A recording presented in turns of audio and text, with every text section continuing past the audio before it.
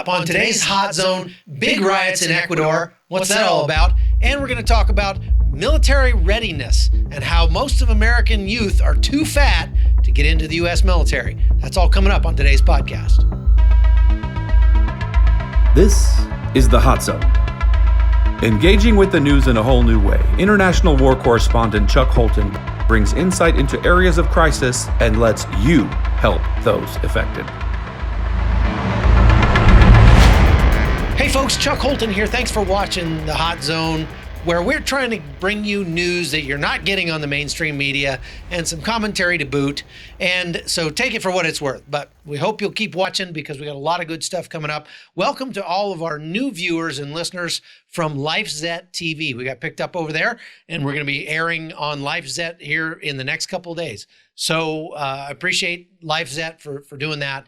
And I hope that you'll like and share the podcast with your friends. And I hope you'll go over to patreon.com/hotzone and support the podcast over there.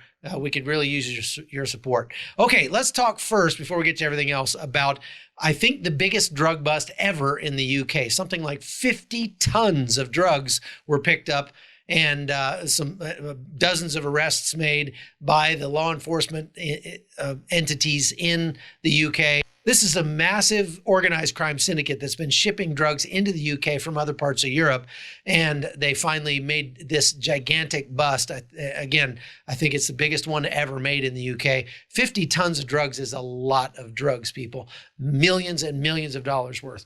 So that's good. Now let's go talk about what's going on in Ecuador. So there's been some interesting political shifts happening in Ecuador.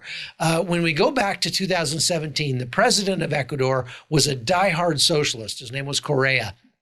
And when I was there during the earthquake that happened in 2016, in April, 7 something magnitude earthquake that killed almost 700 people, that president announced that they were going to institute a wealth tax. They were going to tax 7% of everybody's wealth over like $30,000 in their entire country. Well, that's exciting. Let's hope that never happens in the United States. But I was there for that earthquake, and I just want to give you a little sense of what that was like. Check it out. With the death toll from Saturday's massive quake continuing to rise, search and rescue teams from across Latin America are working around the clock to find any remaining survivors. But there's a lot of territory to cover. Every town and village up and down the northern coast of Ecuador was affected. Hundreds of thousands are without water and power. Heavy equipment operators are in short supply, while residents pick through the unstable rubble to salvage anything of value. Just weeks ago, I was in northern Iraq viewing the aftermath of a city destroyed by ISIS. The similarities are striking. In Iraq, this destruction was caused by bombs and explosives. Here in Puerto Viejo, the damage was done by the strongest earthquake in more than 60 years. What's going on behind me is exactly what the rescuers hope not to find, and that is a body. This one happened to be an 11-year-old girl who was buried in the rubble. And so now comes the delicate process of having to remove the remains. What might be even more difficult to handle are those with loved ones still alive, but trapped under tons of rubble. They're scrambling these workers right now and getting a bunch of people in here because they just received a phone call from this building. There's a woman's husband trapped in there, and he's calling for help.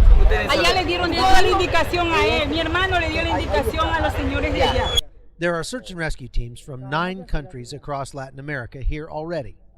But with time running out for the hundreds of people still trapped, many more are needed. This woman is afraid that by the time they reach her husband, it'll be too late. One of the dangers facing those still trapped is dehydration, but that's also now a huge problem for those who escaped the quake. Water stations across the area are being overwhelmed, and people wait in line for hours for a simple bag of food or a bottle of water.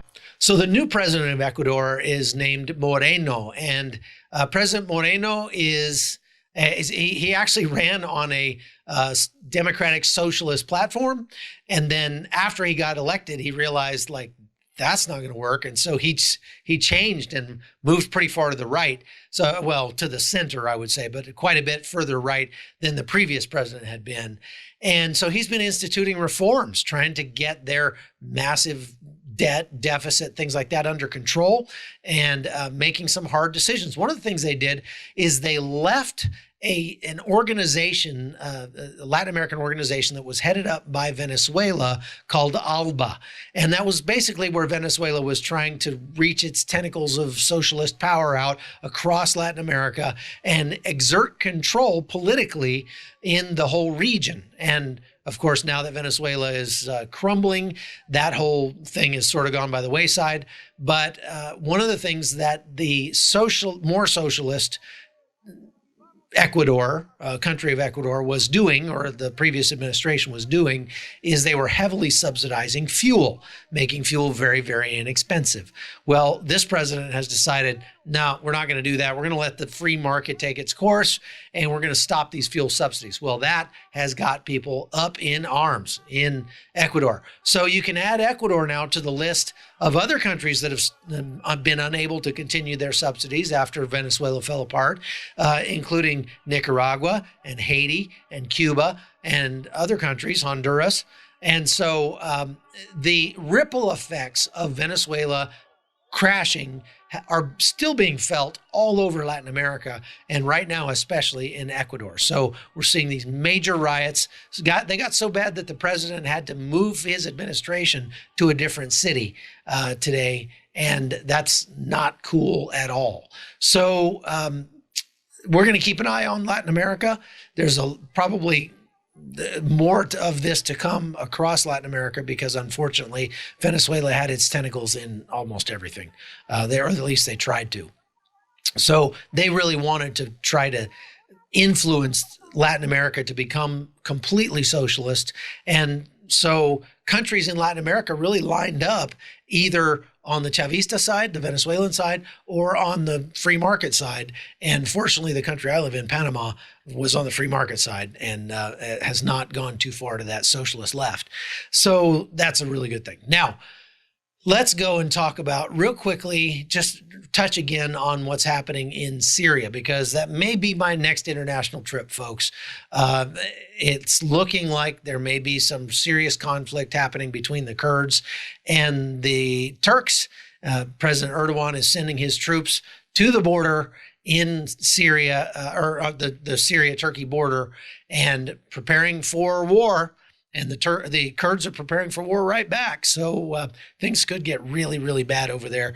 And we're going to keep an eye on that.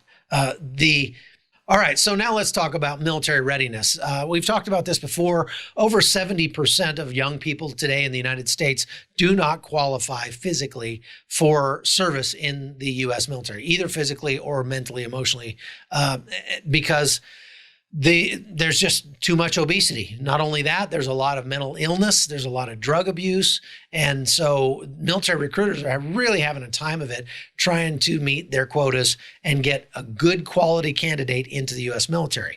But to make matters worse, the military has spent, 5 or 10 years studying a new kind of PT test, a new kind of physical fitness test that would do a better job of actually gauging the readiness of our troops that are already in the military. If you have ever taken the original U.S. military PT test, the one that I took when I was in the military, it was very simple. You did 2 minutes of push-ups, 2 minutes of sit-ups, and a 2-mile run for time. If you got, I don't remember the minimums when I was in, but I know to max the PT test when I was in the 17 to 24-year-old age group, you had to do 82 push-ups, 92 sit-ups, and 12 minutes and 52 seconds on the 2-mile run.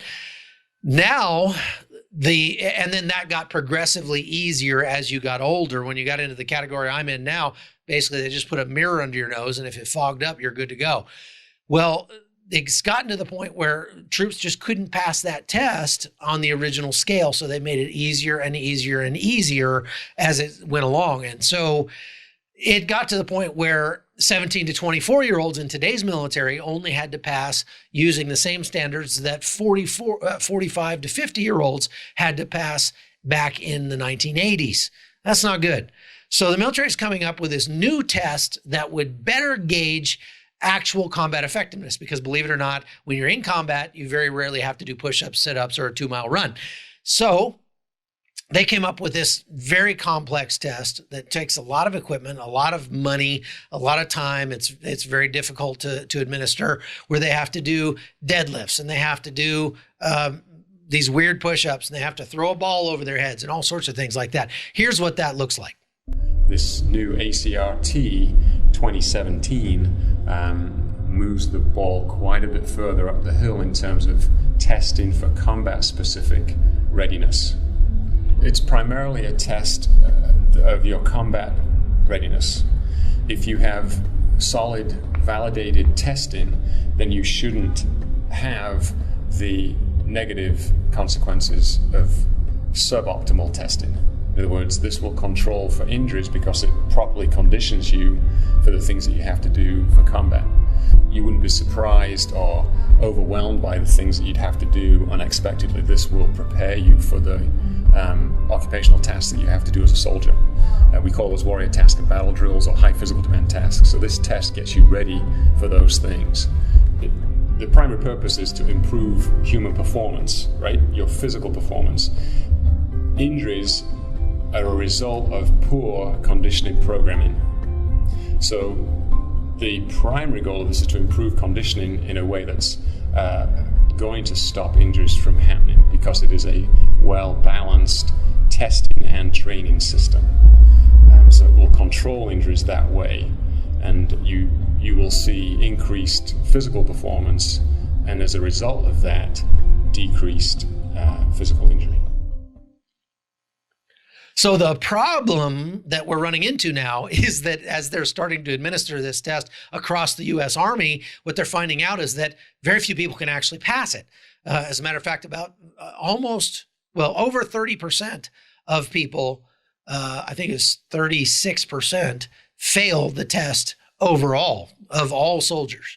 That's horrifying. That's really bad. But even worse than that is women.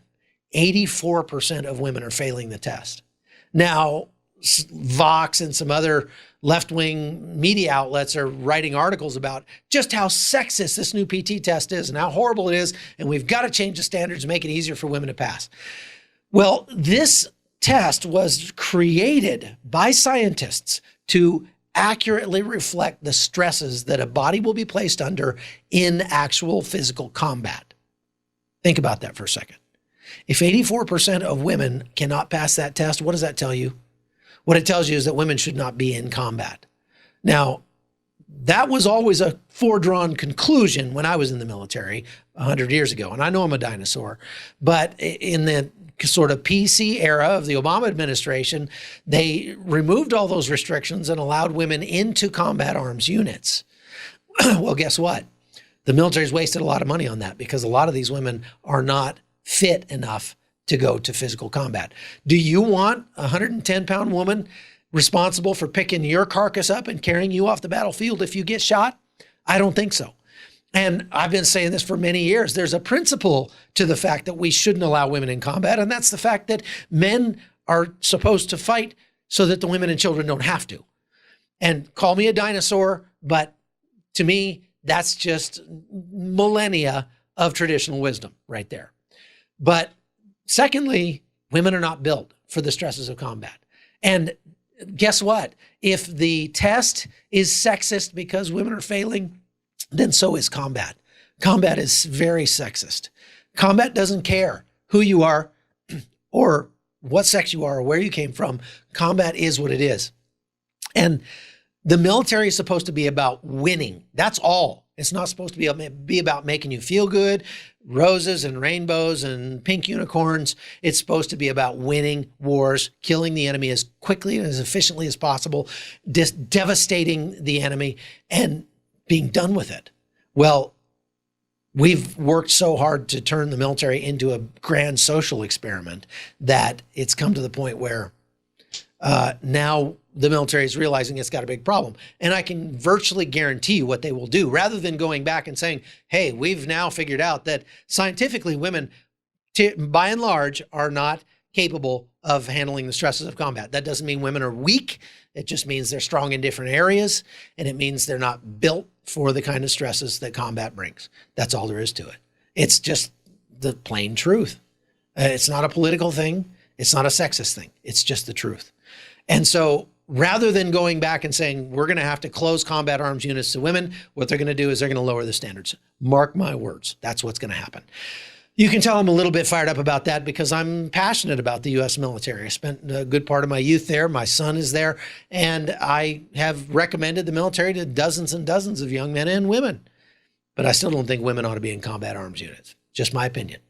And it appears that science is backing that up. So that's all we've got for today, folks. Thanks for watching The Hot Zone. I appreciate your time and attention, and I hope you'll share it with your friends. We'll see you again tomorrow. I'm Chuck Holton. The Hot Zone is produced by Amy Holton and Livefire Media. Copyright 2019.